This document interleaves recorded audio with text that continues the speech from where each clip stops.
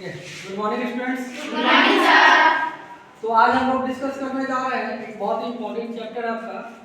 कौन सा चैप्टर है ये? चैप्टर 16 लाइट, जिसको हम लोग क्या बोलते हैं? प्रकाश। ठीक है, ये बहुत ही महत्वपूर्ण है। आपको 7, 8, 9 और 10 मतलब ये चैप्टर आपको छोड़ने वाला नहीं है। वही इसको हम लोग समझते हैं और इसके बेसिक कॉन्सेप्ट को पहले जानने का प्रयास करेंगे कि एक्चुअल में ये प्रकाश होता क्या है, कैसे काम करता है, क्या क्या इसके फंक्शन है। ठीक है, तो सबसे पहले बात करते हैं कि प्रकाश है क्या। तो याद रखिएगा, प्रकाश एक ऊर्जा है। क्या है? ऊर्जा है। बोलना है आपको, प्रकाश क्या है? एक ऊर्जा है। एक ऊर्जा है। ऊर्जा है। ऊर्जा है जो किसी वस्तु को किसी वस्तु को देखने में मदद करता है। बोलिए, मदद करता है। जो किसी वस्तु को देखने में मदद करता है। उसे हम क्या कहते हैं? प्रकाश है। सबसे पहला पॉइंट हो गया कि प्रकाश क्या है? ऊर्जा है। Light is energy. Light is an energy. ठीक है, क्या है? ऊर्जा है। सोलर एनर्जी पढ़ा था ना हम लोग? यस। सूर्य से आने वाला जो प्रकाश है वो भी क्या है? ऊर्जा है। और उस ऊर्जा के माध्यम से हम लोग इलेक्ट्रिसिटी या सोलर कुकर या बैटरी वगैरह चार्ज करते हैं कि नहीं? करते हैं। तो ये एक प्रकार की क्या है? ऊर्जा है।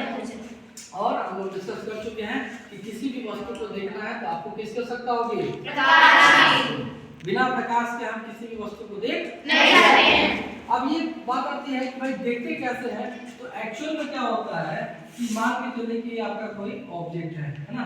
ये क्या आपका कोई ऑब्जेक्ट है और इस ऑब्जेक्ट को आपको देखना है। तो सबसे पहले यहाँ से आपका जो है क्या आएगा? एक लाइट। क्या आएगा? एक लाइट आएगा। और यहाँ पर जो देखने वाला व्यक्ति है वो होगा ना, यानी कि आँख। तो होता क्या है कि इस वस्तु को देखना चाहता है ये आँख, तो सबसे पहले इस ऑब्जेक्ट पर कहीं ना कहीं से क्या आएगा? प्रकाश आएगा, है ना? और वो प्रकाश रिफ्लेक्ट होकर कहाँ पे जाएगा?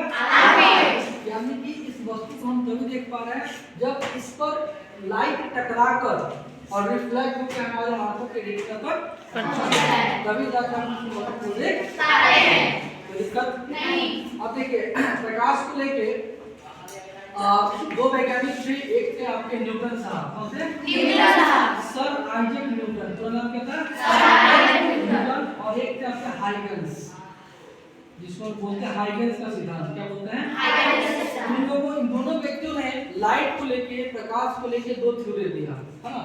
न्यूटन साहब ने कहा कि प्रकाश जो है यह क्या है? तो कणिकाओं का समूह है। क्या है? कणिकाओं का समूह। सही बोला है ना? ये क्या है? कणिकाओं का समूह है।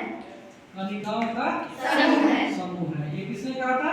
न्यूटन साहब। मतलब कि प्रकाश गति कैसे करता है? तो कणों के माध्यम से। कैसे गति करता है? कणों के माध्यम से। आप गर्मी के दिनों में जो वेंटिलेटर लगा होता है, उस वेंटिलेटर से जब देखिएगा तो आपको लाइट में बहुत सारे पार्टिकल्स, कण जो है वो घूमते हुए नजर आते हैं। मतलब उसी पार्टिकल्स होते हुए जो लाइट है वो हमारे पृथ्वी तक पहुंचता है। ये किसने कहा था? न्यूटन साहब ने। हाइगन्स साहब जो थे, इन्होंने एक सिद्धांत दिया, एक प्रिंसिपल दिया, जिसको बोलते हैं हाइगन्स का सिद्धांत, प्रकाश का सिद्धांत। इन्होंने कहा था कि प्रकाश जो है वो क्या है? तरंगों का माध्यम है। क्या है? तरंगों का माध्यम है। तरंगों का क्या है? माध्यम है। इसका मतलब क्या हुआ कि प्रकाश जो है वो तरंग के रूप में गमन करता है। कैसे गमन करता है? तरंग के रूप में। तरंग समझते हैं ना? जब एक शांत जल में आप लोग ईंटा या पत्थर मारते हैं तो वो एक वेव बनाता है। क्या बनाता है? वेव बनाता है ना? और कौन सा तरंग है? तो याद रखिएगा, प्रकाश जो है वो आपका अनुप्रस्थ तरंग है। कैसा तरंग है?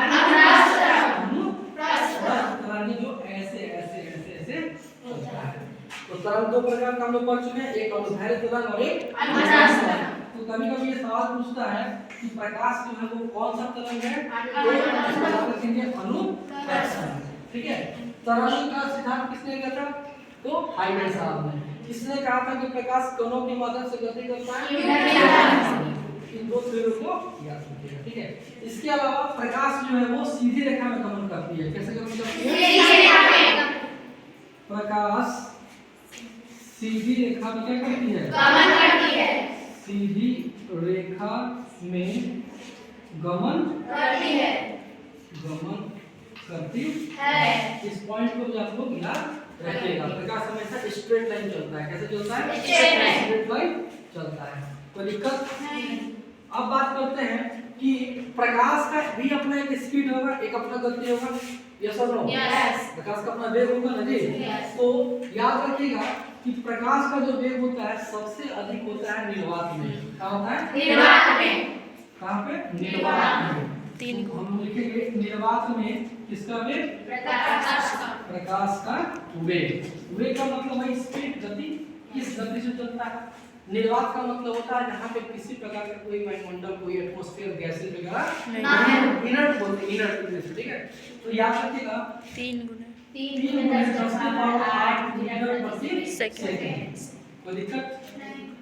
यानी कि सबसे ज्यादा जो स्पीड होगा इसका लाइट का, प्रकाश का, वो कहाँ पे होगा? अपने निर्वात में। और कितना होगा? 3 गुणे 10 की पावर 8 10 की पावर 8 मीटर प्रति सेकंड।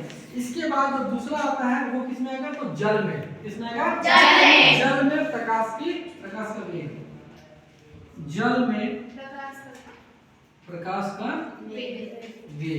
जल में प्रकाश का वेग। अगर इसकी बात करें तो देखिए दूसरे नंबर पे जल आता है आपका, ठीक है। ये आपका आता है 2.25 into 10⁸ मीटर प्रति सेकंड। लगभग 2.25 गुणे 10 के पावर 8 मीटर प्रति सेकंड। ये चाल होती है किसकी? प्रकाश की चाल। किसमें? जल में। जल में प्रकाश की चाल। और एक और हम लोग को याद रखना है, होता तो अलग अलग है, बहुत सारे ऑब्जेक्ट है जहाँ प्रकाश करती है आपका आगे पीछे होता है। चीज को याद रखिएगा। एक आप याद रखिएगा कांच में। किसमें? कांच में। कांच में प्रकाश का वेग कितना होता है? ये 2 गुणे 10 के पावर 8 मीटर प्रति सेकंड। तो ये आपके एग्जाम के पॉइंट ऑफ व्यू से बहुत इंपॉर्टेंट है। ये एग्जाम में आ सकता है कि कांच में प्रकाश का वेग कितना होता है, निर्वात में प्रकाश का वेग कितना होता है, सबसे अधिक प्रकाश का वेग कहाँ होता है, ठीक है। तो ये आपको याद रखना है। कोई दिक्कत नहीं। आगे बढ़े? यस। ठीक है।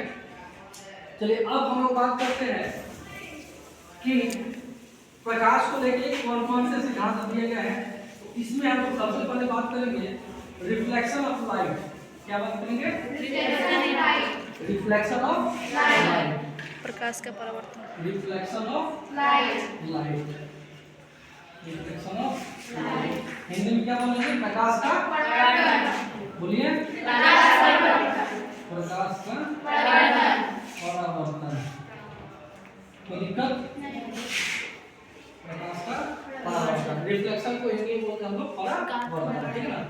अब इसमें कुछ नोमेनक्लेचर आएंगे जिसको जानना आपको जरूरी है। जैसे प्रकाश का परावर्तन यह कहता है कि जब कोई किरण किसी तल पर टकराती है और टकराने के बाद उसी माध्यम में वापस लौट जाती है, तो इस घटना को हम लोग बोलते हैं प्रकाश का परावर्तन, ठीक है।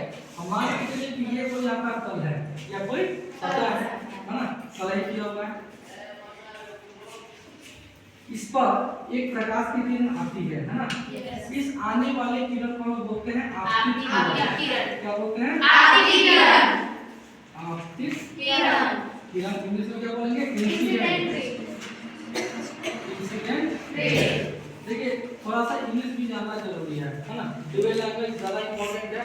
नहीं तो ऐसा होगा कि आप हिंदी तो जान गए लेकिन गलती से भी अगर इंग्लिश आ गया तो बिल्कुल आप जीरो हो जाइएगा, है ना। इसीलिए मैं दोनों लैंग्वेज को लेकर चलने का प्रयास करता हूँ। यानी कि आपतित किरण वह किरण होती है जो किसी माध्यम से आकर किसी तल पर गिरती है। आने वाले किरण को क्या कहते हैं? आपतित किरण। और ये जितने एंगल से आता है उसी एंगल से उसी माध्यम में, देखिए ये आपका तल है, इसके ऊपर का माध्यम अलग है और इसके नीचे का माध्यम अलग है। तो जिस माध्यम से आया उसी माध्यम में लौट गया, तो इसको बोलते हैं हम परावर्तित किरण। परावर्तित किरण क्या बोलते हैं? परावर्तित किरण। परावर्तित किरण। रिफ्लेक्टिव रे। क्या बोलेंगे? रिफ्लेक्टिव रे। कोई दिक्कत नहीं। अब इनके बीचों बीच एक और इमेजिनरी लाइन होता है अभिलंब। जिसको हम बोलते हैं अभिलंब। क्या बोलते हैं? अभिलंब। अभिलंब। और इंग्लिश में बोलते हैं नॉर्मल। क्या बोलते हैं? नॉर्मल। कोई दिक्कत है तो बताइए। नहीं। अब एक सिद्धांत आता है प्रकाश के परावर्तन का सिद्धांत। इसका हम सिद्धांत लेंगे तो देखिए दो सिद्धांत है इसका। कितने सिद्धांत है? दो सिद्धांत हैं किसके? प्रकाश के परावर्तन के। कौन कौन से? तो पहला चीज कि आपतित किरण और परावर्तित किरण इन दोनों के बीच में में कोण बनता है, इसको बोलते हैं हम लोग, क्या बोलेंगे इसको? आपतन कोण और परावर्तन कोण क्या होता है आपस में? ये आपका आई हो गया, पहला लेटर आई है ना, और इसका क्या हो जाएगा आपका आर। तो पहला जो प्रिंसिपल है, पहला सिद्धांत है कि आपतन कोण और परावर्तन कोण हमेशा क्या होता है? बराबर। सिद्धांत में हमारे बोलेंगे कि आई बराबर आर। इस आई बराबर आर का मतलब समझ में आया? यस। आपतन कोण और परावर्तन कोण बराबर। अच्छा, जिस पॉइंट पर ये टकराता है, जिस पॉइंट पर कोई आपतित किरण आकर गिरती है, उस बिंदु को क्या बोलते हैं? इस बिंदु को क्या बोलेंगे? नहीं, इसको बोलते हैं आपतन बिंदु। क्या बोलेंगे? आपतन बिंदु। समझ में आ रहा है? यस। क्या बोलेंगे? आपतन बिंदु। बिंदु है ना। इसी पॉइंट पे आके आपका किरण आपतित हो रही है और यहीं से रिफ्लेक्ट होके जा रही है, ठीक है।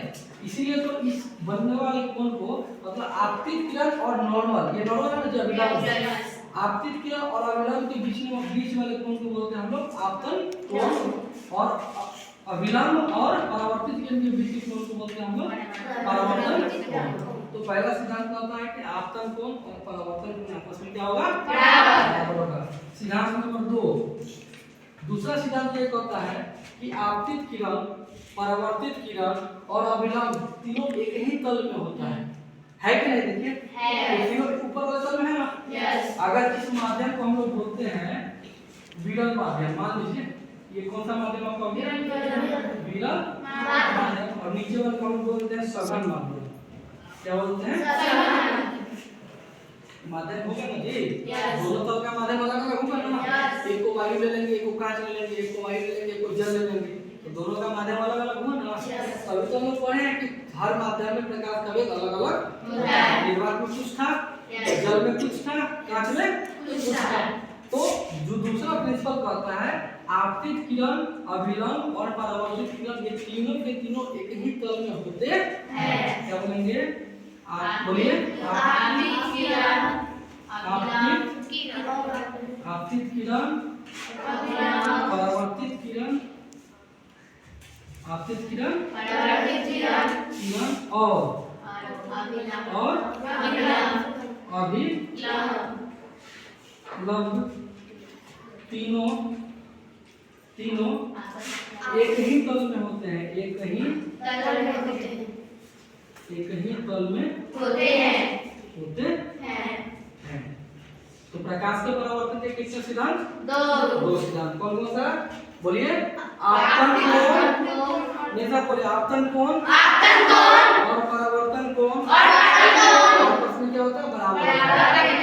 दूसरा आपतित किरण, परावर्तित किरण और अभिलंब तीनों एक ही तल में होते हैं। ठीक है, ये आपका हो गया दो सिद्धांत। ठीक है, तो इतना आप लोग नोट करें, फिर आगे बात करते हैं।